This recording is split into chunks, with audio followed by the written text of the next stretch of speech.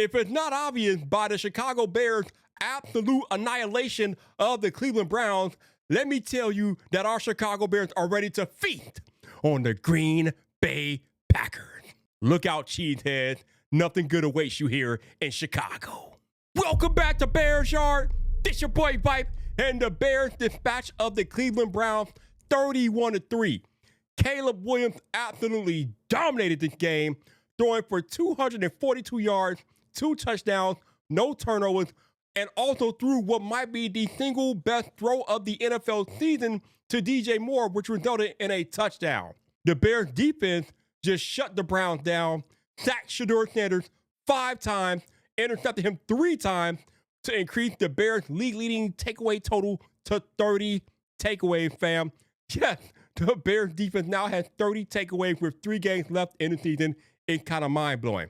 Now, there's not really too much to talk about with this Cleveland game. I just pretty much gave you the synopsis there. Even the Bears, after this game was over with, they were looking forward to the Packer game. A couple of Bears expressed frustration with the loss of the Packers.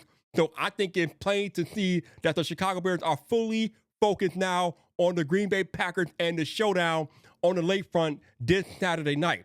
But the Packers are definitely not the same team that we went against 2 weeks ago, because in yesterday's game versus the Broncos, the Packers unfortunately lost Micah Parsons for the season with an ACL tear. Now, I see you Packer fans out there talking about how Bears fans are celebrating the injury. Listen, I know that some fans in this fan base are kind of unruly and they don't belong. Me personally, I'm not celebrating injuries. I fully feel for Micah Parsons. I hate to see any athlete get injured. I don't care what team he's on. I don't care if it's a rivalry, whatever. I don't want to see any athlete tear their ACL or have a season-ending injury. These athletes work way too hard to get ready for these games to be injured. With that said, though, don't expect me to feel bad for you Packer fans. Absolutely not. The Chicago Bears have been beat up and injured the entire season, and nobody's crying for us. So get your next man up and bring your behind to Chicago so we can go BTA on you. You know what I'm talking about. Belt to you know what. I don't care who's injured. I don't care who's healthy. There was no way you were winning the game in Chicago anyway. You're going to get that belt to you know what. So just accept it. I don't want to hear any excuses, because you're not the only ones who are injured. The Bears are injured as well. And speaking of Chicago Bear injuries, it looks like we might be down on Roma Doomsday potentially for the rest of the season. Somebody asked Ben Johnson today what was the timeline, or what is the timeline on Roma Doomsday, and he said all options are on the table, including potentially maybe shutting him down for the rest of the season. And speaking of more Bears injuries, Luther Burden injured his ankle yesterday, but his injury is day-to-day. So I think that he's probably going to play on Saturday night.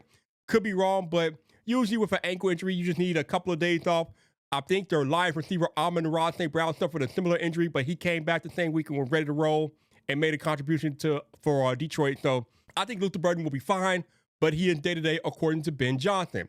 On a positive note for the Chicago Bears, the Bears did open up Tremaine Edmonds' practice window. I think they have 21 days to activate him from IR. And there's some chatter that he might be available this week for the Packers game. Now, normally when the Bears return somebody to their practice window, they like to give them at least a couple of weeks to ramp up. So I'm not expecting Tremaine to play against the Packers, but Brad Biggs and a couple other people said that he might actually play in this Packer game. So that's something to look forward to if it does come to fruition. Again, I wouldn't hold my breath on that, especially given how the Bears training staff have mishandled injuries to Kyler Gordon and Roma Doomsday.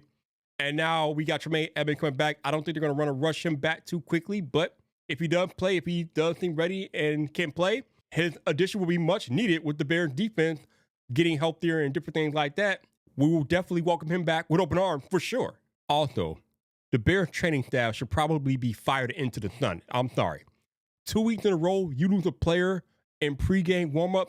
First, it was Kyler Gordon. Now it's Roma Doomsday. Are you kidding me with this?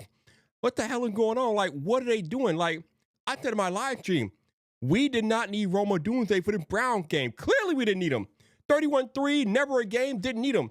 So trying to rush him back for a game where he was not needed was just malpractice and just ridiculous. And there should be some type of discipline, because it was just negligence on the part of the Bears training staff to even have him out there trying to play in that game. He was not needed. Now you done jeopardize him potentially for the rest of the season, because you might have to shut him down.